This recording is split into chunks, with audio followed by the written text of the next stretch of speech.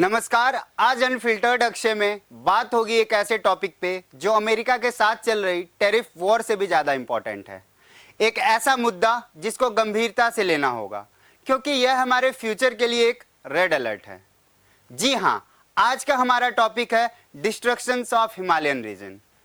हाल में ही उत्तरकाशी में जो हमें तबाही का मंजर देखने को मिला, उसका डायरेक्ट कनेक्शन इसी से है।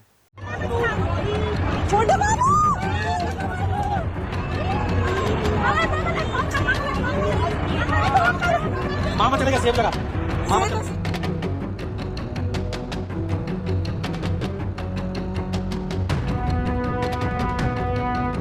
ये टॉपिक इतना इंपॉर्टेंट क्यों है?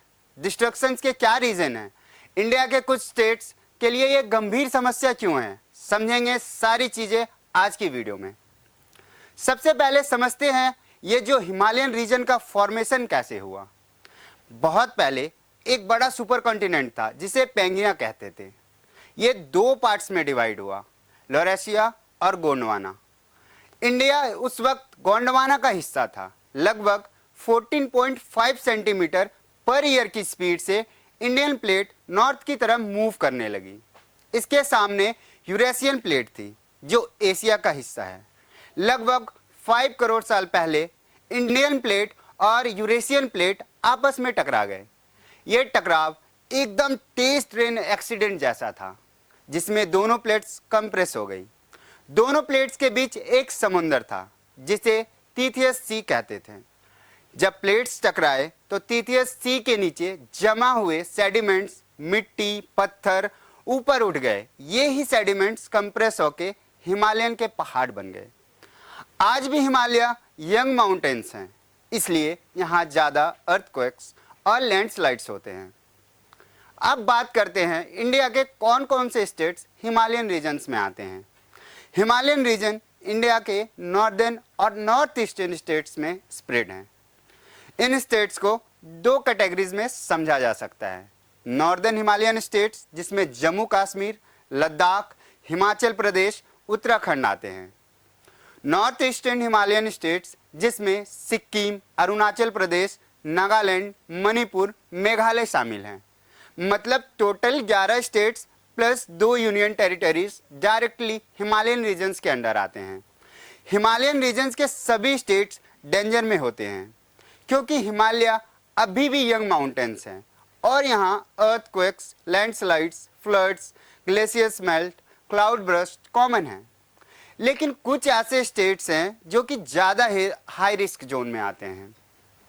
उत्तराखंड, हिमाचल प्रदेश, अरुणाचल प्रदेश, सिक्किम और जम्मू एंड कश्मीर।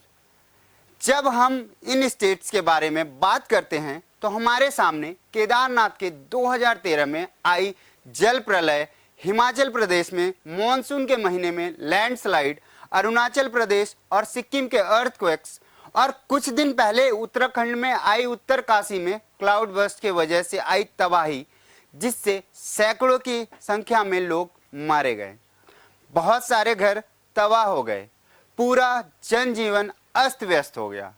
यह वह भयावह मंजर दिखाई देती है जिसे हम कभी भूल नहीं सकते।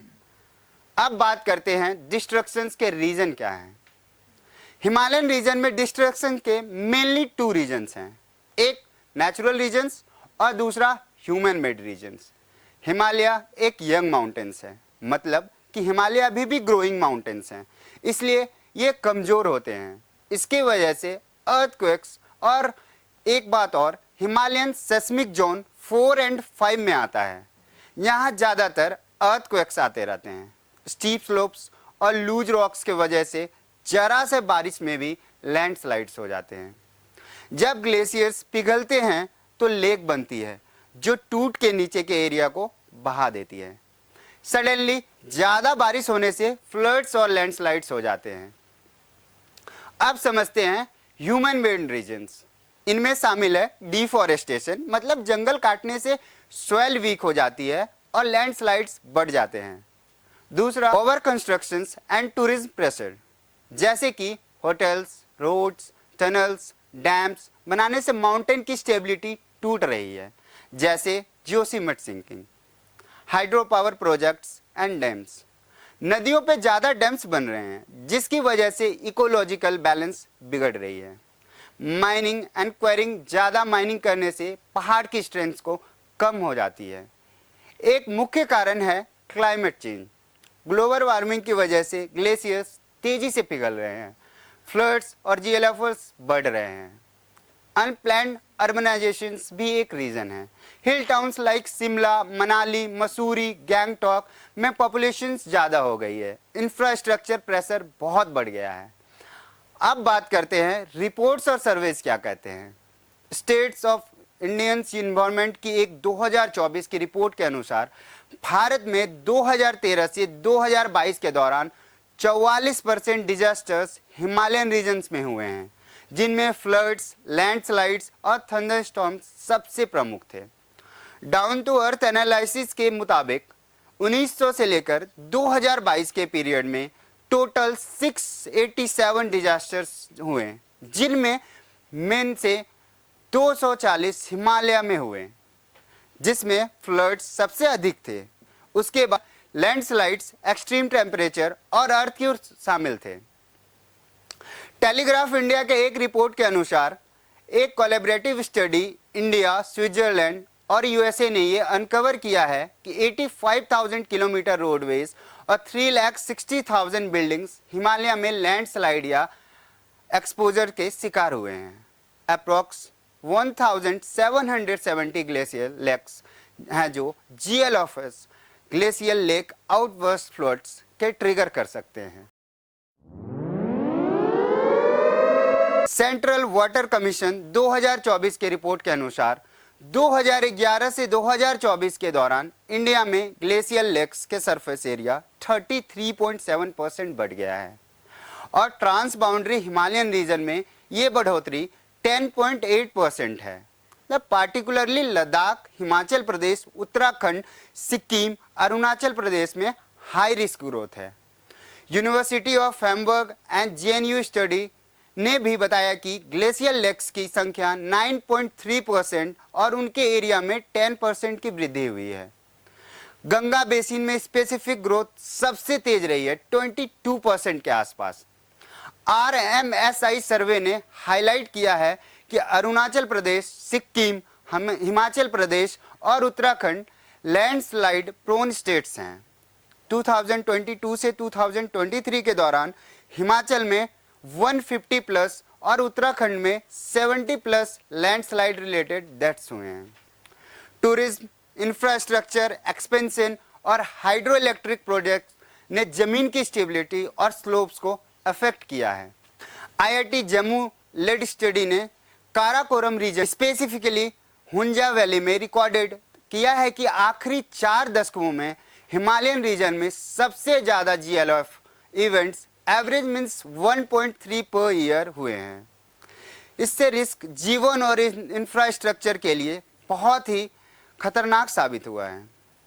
जैसे कि मैंने आपको पहले बताया कि हिमालय के डिस्ट्रक्शन के 2 रीजन्स हैं, नेचुरल और ह्यूमन मेड, लेकिन हम अपने एंड से कुछ स्टेप्स लेकर डैमेज कंट्रोल कर सकते हैं। साइंटिस्ट और इन्वायरमेंटलिस्ट के सजेशंस को सिंपल पॉइंट्स में समझते हैं। डिफॉरेस्टेशन रोकना और एफॉरेस्टेशन बढ़ाना। जंगल काटने से पहाड़ कमज़ोर होते हैं, लैंडस्लाइड्स बढ़ते हैं। हम ट्री प्लांटेशन ड्राइव्स, लोकल वैन सुरक्षा और 1 पर्सन 1 ट्री कैंपेन्स ज्वाइन कर सकते हैं। Awareness and education. सबसे ज़रूरी है लोगों को एजुकेट करना कि हिमालयन फ्रेजाइल है, मतलब कमज़ोर है। हम अपने लेवल पे social media campaigns, school, colleges में वर्कशॉप, अवेयरनेस ड्राइव्स ऑर्गेनाइज कर सकते हैं।